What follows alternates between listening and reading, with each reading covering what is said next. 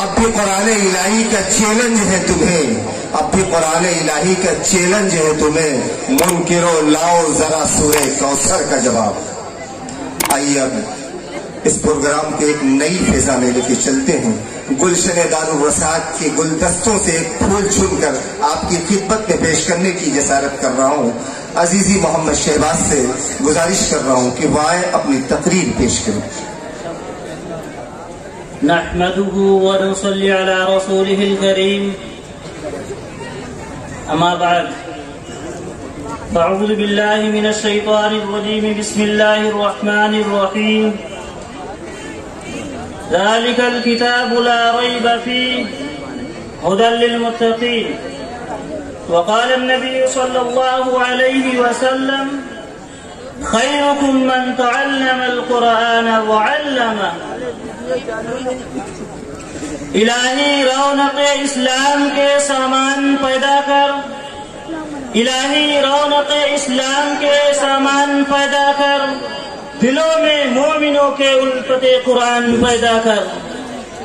وہ معزز تھے زمانے میں مسلمان ہو کر، وہ معزز تھے زمانے میں مسلمان ہو کر، ہم خوار ہوئے تارک قرآن ہو کر۔ ہر لفظ کو سینے میں بسا لے تو بنے بات، ہر لفظ کو سینے میں بسا لے تو بنے بات، طاقوں میں سجانے کو یہ قرآن نہیں۔ معزز سامعین کرام اور اسٹیج پر تشریف فرما علماء کرام اور میری پردہ نشین ماؤں بہنوں، آج کے اس بابرکت اجلاس میں میرا موضوع سخن دنیا کی سب سے پاکیزہ اور مقدس کتاب قرآن پاک۔ ہمیں چڑھتے یہ سورج کی طرح یقین ہے کہ اس کا ایک ایک حرف سچا اور صادق ہے۔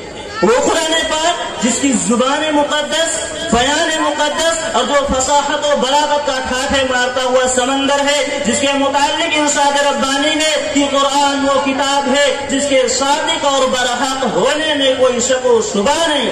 اس کے بارے میں آقا صلی اللہ علیہ وسلم نے ارشاد فرمایا خیرکم من تعلم القرآن وعلمہ، کہ تم میں سب سے بہتر وہ شخص ہے جو قرآن کریم کو سیکھے اور سکھائے۔ دعا کیجئے کہ خداوند قدوس ہم سب کو قرآن کریم کی دولت سے مالا مال فرمائے۔ ملت اسلامیہ کے نوجوانوں، یہی وہ قرآن ہے جو رہتی دنیا تک کے انسانوں کے لیے سراپا ہدایت اور رحمت ہے۔ یہی وہ قرآن ہے جس نے پژمردہ قلوب کو تازگی بخشی۔ یہی وہ قرآن ہے جس کی برکت سے عزت و رفعت کے شامیانے بڑھ گئے۔ یہی وہ قرآن ہے جو سچائی اور امانت داری کا درس دیتا ہے۔ یہی وہ قرآن ہے جس کی بدولت محبوب حقیقی کی رضا نصیب ہوتی ہے۔ یہی وہ قرآن ہے جس کی بدولت عمر فاروق رضی اللہ تعالیٰ عنہ کو ایمان نصیب ہوا۔ یہی وہ قرآن ہے جس کی نظیر پیش کرنے سے ساری دنیا عاجز و قاصر رہی ہے۔ یہی وہ قرآن ہے جس کی مثال پیش کرنے سے عرب کے فصیح و بلیغ زماندانی کا دعویٰ کرنے والوں نے گھٹنے ٹیک دیے۔ یہی وہ قرآن ہے جس نے ضلالت و گمراہی کی دلدل میں پھنسی ہوئی انسانیت کو رشد و ہدایت کا پیغام سنایا۔ یہی وہ قرآن ہے جس کی تلاوت میں دلوں کے واسطے فرحت و بشاشت کا سامان ہے۔ یہی وہ قرآن ہے جو سچائی اور امانت داری کا درس دیتا ہے۔ یہی وہ قرآن ہے جس نے ذہنی قوتوں کو دلا بخشا۔ یہی وہ قرآن ہے جس کی برکت سے اجڑے چمن میں بہار پیدا ہوئی۔ یہ وہی قرآن ہے جس کی حفاظت کا وعدہ خود اللہ رب العزت نے فرمایا 14ویں پارے کے اندر انا نحن نزلنا الذکر وانا له لحافظون، کہ ہم نے قرآن کریم کو نازل کیا ہے، ہمیں اس کی حفاظت کے ذمہ دار ہیں۔ ہاں یہ وہی قرآن ہے، یہ وہی قرآن ہے جس کی برکت سے جنات و شیاطین کا آسمانوں پر جانا بنا۔ محترم حضرات، آج کے اس دور میں قرآن کریم کو حفظ کرنا فضول کام سمجھا جاتا ہے۔ اس کے الفاظ کے رٹنے کو حماقت بتلایا جاتا ہے۔ کہا جاتا ہے کہ اس کا رٹنا بے سمجھے پڑھنا بے سود ہے۔ افسوس صد افسوس اس قرآن کریم کے بارے میں ہمارا ایک خیال جس کے بارے میں آقا صلی اللہ علیہ وسلم نے ارشاد فرمایا اقرا ورتقی ورتل کما كنت ترتل فی الدنیا فإن منزلك عند آخر آیة تقرأها۔ کل قیامت کے دن حافظ قرآن سے کہا جائے گا قرآن پڑھتا جا، جنت کے درجوں اور بالا خانوں پر چڑھتا جا اور ٹھہر ٹھہر کے पढ़ जिस तरह की तू दुनिया में ठहर कर पढ़ा करता था, बस तेरा मकाम और आखिरी ठिकाना वही होगा जहां तू आखिरी आयत पर पहुंचेगा। मुसलमानों, याद रखो ये कुरान करीम दुनिया की सबसे बड़ी नेमत है।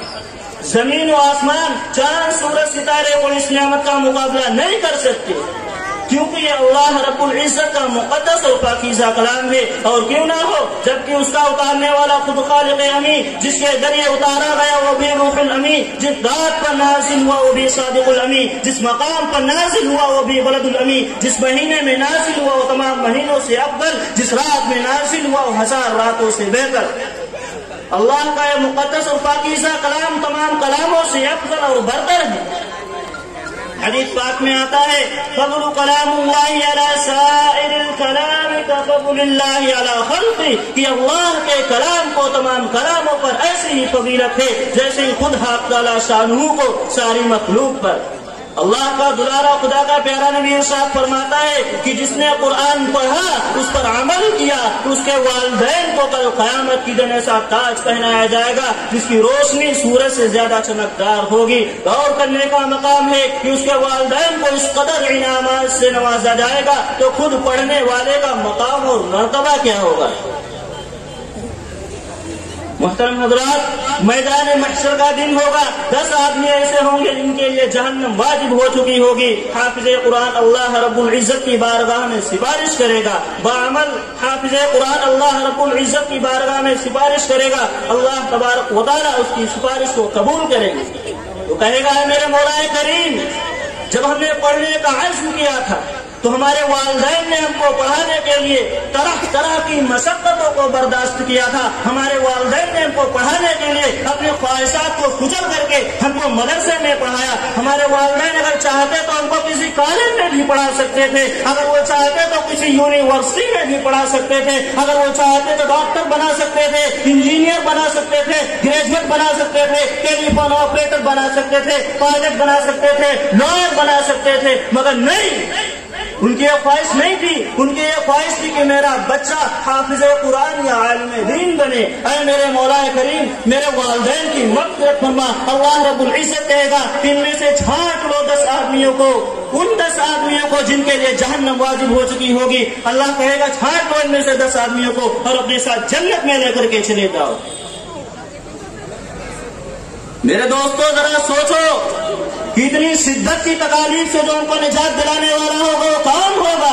कोई डॉक्टर नहीं होगा, कोई इंजीनियर नहीं होगा, कोई ग्रेजुएट नहीं होगा, कोई टेलीफोन ऑपरेटर नहीं होगा, कोई पायलट नहीं होगा, कोई लॉयर नहीं होगा, कोई हकीम नहीं होगा, कोई तबीब नहीं होगा। अगर कोई होगा तो हाफिज़े कुरान या आलिम दीन होगा। आजकल लोग उलमाए कराम को या हुफ़ाज़ कराम को देखते तो कतराते हैं, यूं कतराते हैं कि लग रहा कि मौलवी इंजेक्शन लिए घूम रहा है। ऐसा नहीं है मेरे दोस्तों। मौलवी सोचते हैं कि मौलवी से मुलाकात करेंगे तो चंदा लेना पड़ जाएगा। अरे मैं कहना चाहता हूँ उन लोगों से, अपनी बात को पहुँचाना चाहता हूँ कि आपके पैसों से आपके बच्चों को पालते हैं। वो बच्चा जो हम मदरसे में छोड़ देते हैं, वो एकदम मासूम सा बच्चा, उसको कुछ नहीं आता, ये मौलवी उस बच्चे को हाफिज़े कुरान बनाते हैं, आलिम दीन बनाते हैं। वो अपनी बीवी का इससे महकम नहीं खरीदते हैं, वो अपने बच्चों का इससे खर्च नहीं चलाते।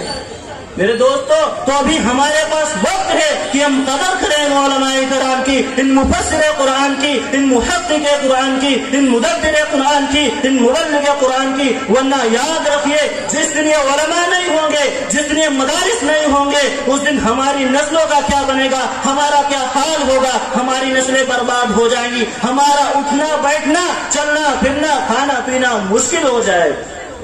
मेरे दोस्तों, कुरान करीम अज़ीम और बरकत सआदत है, जो रूह खुदाबंदी है, मादिर हयात और सरचश्मे जिंदगी है। वो वाला कौम जो पुश्ता पुश्त मुर्दा चली आ रही थी, दुनिया जिसको जलील हकीर जानती थी, कोई उनको ऊँटी महंगनियों में खेलने वाला समझता था, कोई उनको जोहरा अरब का खिताब देता था, कोई उनको जाहिलीन मक्का कहता था। लेकिन जब कुरान आया, लेकिन जब कुरान आया, लेकिन जब कुरान आया, वो वाला कौम जो پشتا پت مردہ چلی آ رہی تھی. لوگ جن کو دلیل و حقیر جانتے تھے, لوگ جن کو ان کی مہنگنیوں میں کھیلنے والا سمجھتے تھے, آج ان کا نام صحابہ کرام ہو گیا. وہ مردہ قوم جو کبھی کروٹ نہیں لے سکتی تھی, طاقت و قوت سے اسی لیس ہو گئی جس نے قیصر و کسریٰ کا غرور خاک میں ملا دیا اور بڑی بڑی سلطنتوں اور حکومتوں کا تختہ الٹ دیا. محترم حضرات, قرآن آیا تو زمان و مکان میں زندگی آئی, قرآن آیا تو عدل و مساوات کا پیغام آیا, قرآن آیا تو مذہب اسلام پھیلا, قرآن آیا تو مردہ قوم زندہ ہوئے, قرآن آیا تو کفر و شرک دم توڑ گیا, قرآن آیا تو انسانوں کے پجاری خدا کے پرستار بنے, قرآن آیا تو ساری کائنات کو نور ملا, قرآن آیا تو توحید ملی, ایمان ملا, قرآن آیا تو گلستہ کو بہار حسن عطا ہوا, قرآن آیا تو روشنی آئی, قرآن آیا تو تاریکی کا پھور ہوئی, قرآن آیا تو امن امان و سلامت آئی, قرآن آیا تو احکام ملے, شریعت ملی, قرآن آیا تو دم توڑتی انسانیت کو حقوق ملے, قرآن آیا تو شرافت و عزت ملی. مگر افسوس, صد افسوس کہ آج ہم نے قرآن کریم کے دامن تقدس کو ترک کر دیا, ہم نے اس کی پاکیزہ تعلیمات کو بھلا دیا. تو نتیجہ یہ ہوا کہ وہ مسلم قوم جس کے سر پر عزت و رفعت کا تاج تھا, ذلت و رسوائی کے غار میں جا گری. وہ مسلم قوم جس کا کامیابی آگے بڑھ کر استقبال کیا کرتی تھی, آج ناکامی اس کا مقدر بن گئی ہے. وہ مسلم قوم جس کی ایک آواز پر افریقہ کے جنگل کے خوفار درندے جنگل کو خالی کر دیا کرتے تھے, آج ایک چیونٹی بھی اس کا حکم ماننے کو تیار نہیں ہے. وہ مسلم قوم جس نے کبھی حکومت و سلطنت کا فریضہ انجام دیا تھا, آج غلامانہ زندگی بسر کر رہی ہے. وہ مسلم قوم جس پر کبھی تاریخ نازا تھی, آج ماتم کنا ہے. وہ قوم جس کا ماضی روشن و تابناک تھا, حال و مستقبل اس کا تاریخ. مسلمانوں, سمجھو, ہوشیار ہو جاؤ, غفلت کا پردہ چاک کرو, ورنہ یاد رکھو تاریخ ہمیں کبھی معاف نہیں کرے گی. صحابہ کرام کے کتب خانے میں قرآن کریم کے علاوہ کوئی دوسری کتاب نہیں تھی. وہ قرآن کریم کو ہی لے کر کے آگے بڑھے, کامیابی و کامرانی ان کے قدم چومتی چلی گئی. آج ہم ہزاروں کی تعداد میں ہیں, لاکھوں کی تعداد میں ہیں, کروڑوں کی تعداد میں ہیں. جان ہماری محفوظ نہیں, مال ہمارا محفوظ نہیں, ظلم و ستم کی چکی ہمارے لیے گھوم رہی ہے. نہ ہماری مساجد محفوظ ہیں, نہ ہمارے مدارس محفوظ ہیں. عزت و آبرو سے ہماری کھلواڑ کیا جا رہا ہے. ہمارے لیے ظلم و ستم کی چکی ہمارے لیے گھوم رہی ہے اور ہم مزے سے اس میں پھنس رہے ہیں. کسی شاعر نے کیا خوب کہا ہے, وعدے غلبہ ہے مومن کے لیے قرآن میں, پھر جو تو غالب نہیں آتا کچھ قطر ہے ایمان میں. محترم حضرات, اگر ہم ماضی کی طرح حال و مستقبل کو روشن و تابناک بنانا چاہتے ہیں تو قرآن پاک سے وابستہ ہونا ہوگا, اسے سینے سے لگانا ہوگا. اگر ہم چاہتے ہیں کہ دنیا کی زندگی کے ساتھ ساتھ ہماری آخرت بھی سنور جائے تو اس کی تعلیمات پر عمل کرنا ہوگا. اللہ تبارک و تعالی ہم سب کو کہنے سننے سے زیادہ عمل کی توفیق عطا فرمائے. اس شعر کے ساتھ میں اپنی تقریر کو ختم کرتا ہوں. پڑھو قرآن پاک تو جہاں مہکے گا, زبان سے آئے گی خوشبو مکان مہکے گا. ارے بنائے جو اپنے بچوں کو حافظ قرآن, خدا کے فضل سے سارا خاندان مہکے گا. وما علینا البلاغ.